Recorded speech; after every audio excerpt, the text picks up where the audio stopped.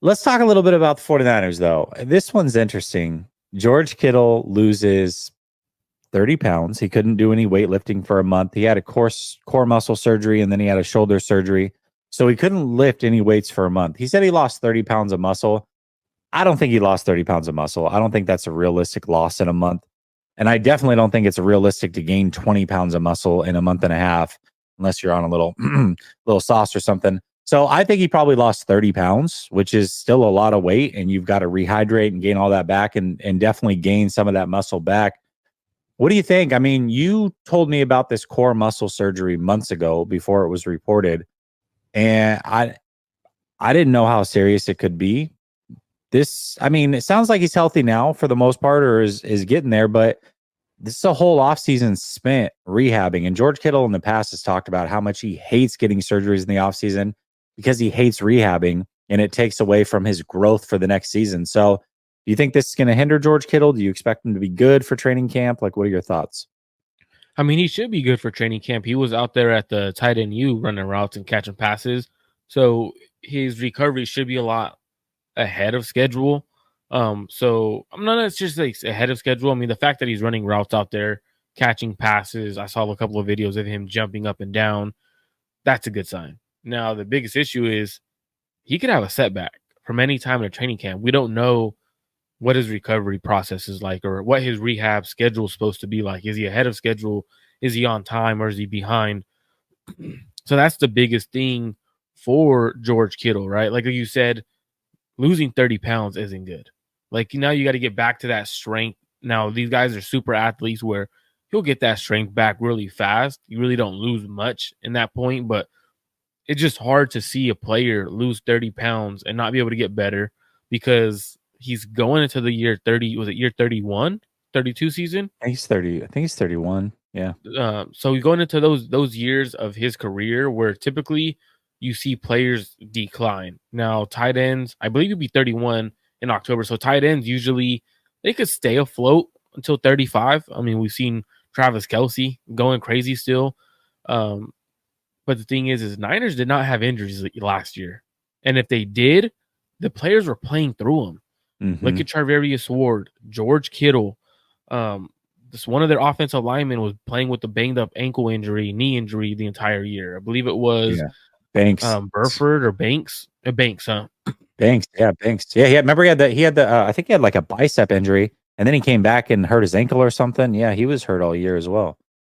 So like the likelihood of him getting hurt is a lot higher now coming off of rehab because you're not coming into camp in shape technically because you're rehabbing. You're not getting into Mm-hmm. football shape. You're more so getting into shape where your body is fully recovered. So for me, George Kittle injury and his recovery process and everything that's going on is worrisome. I know a lot of people are like, oh, it's not that big of a deal. It's George Kittle. It's worrisome. When your player's having surgery and he says he loses 30 pounds, that means he wasn't able to truly recover.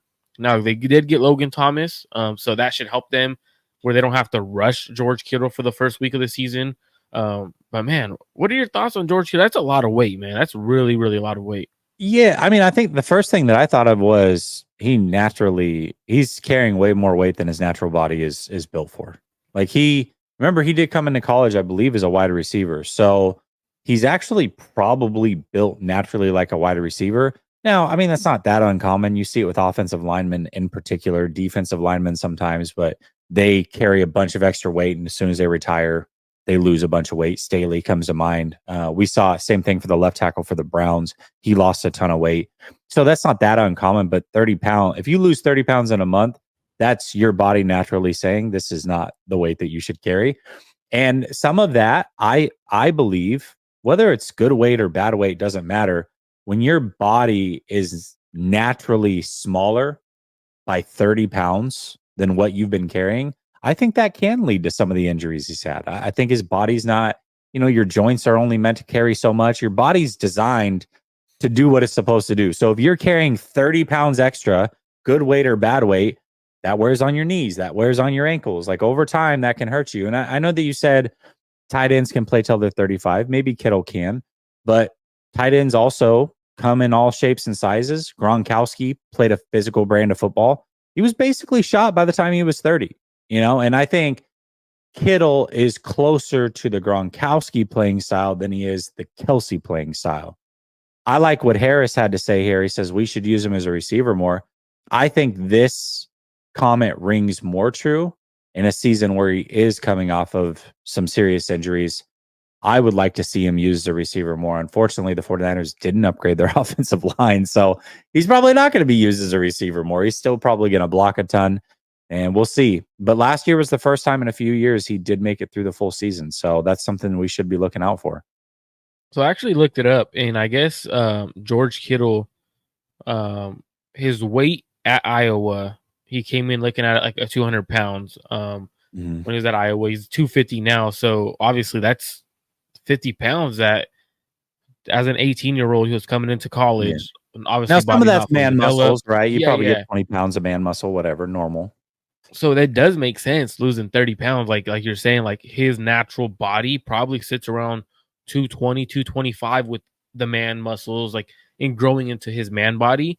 That's just crazy. Like just losing that much weight. Like, is it good for him? Was it bad, or did he get sick? You know what I mean? Because sometimes when you rehab a certain body part, a core, your body starts to reject things. Like, does his body reject the surgery for a little bit? Did he have any infections that caused him to lose weight? Like, we truly don't know. You don't know what he lost the weight from. So it's kind of like more speculation in terms of, all right, how did he lose the weight? Was it just because he couldn't move and he was laying in bed, and he wasn't really eating as he normally does because he didn't want to gain weight? Just very interesting, man. Tight end I saw him running around. He looked normal. But to this day, I will not get out what Jay Harp told me about his core injury and how he never recovered the same. And he was like, man, there was months where I felt like myself. He goes, and then once the pads came on and everything started moving and I was trying to get back to my normal self, he goes, I wasn't myself, man. And people could go turn on the tape of Jay Harp in college. He was a legit receiver. Yeah. Once that injury happened, a lot could be said and talked about that injury and how it changed his career. So how does this change Kittle's career? That's my perspective right now. And to me, it's not great. Yeah, core injuries are no joke. I mean, they really can cause a lot of problems. So we've got now two very good players that are going through that in an off season. Just pray that they are healthy to start the season, and we'll see how their season goes. But that's two of them. That's definitely two of them. And usually when you have a like a hernia surgery, they basically like put in like a filter, to stop things from coming out, and then they patch it back together. And they always say that it's like, you really shouldn't go back to full physical activity after that because it's just not meant to hold. So I'm not going to speculate. I'm not saying it was hernia. It was just a core surgery. It could have been, however they repaired it. But the thing is, though, so Jay Harp, this is something he actually talked about too on the show. And that's why I'm only going to speak on it. He said when they do hernia surgery, they consider that part of the core. So a hernia surgery for an athlete sometimes is called a core surgery. So just because it's being called a core, we don't know if it's truly his core muscles or if it's that hernia. Because I know when I talked about it on the show, he had mentioned it like, hey, actually, it depends on where it's done. Some surgeons call it a part of the core because your hernia is connected. There's a muscle that's connected. So we truly don't know where it was because they're calling it a core. But you're right; it could be a hernia.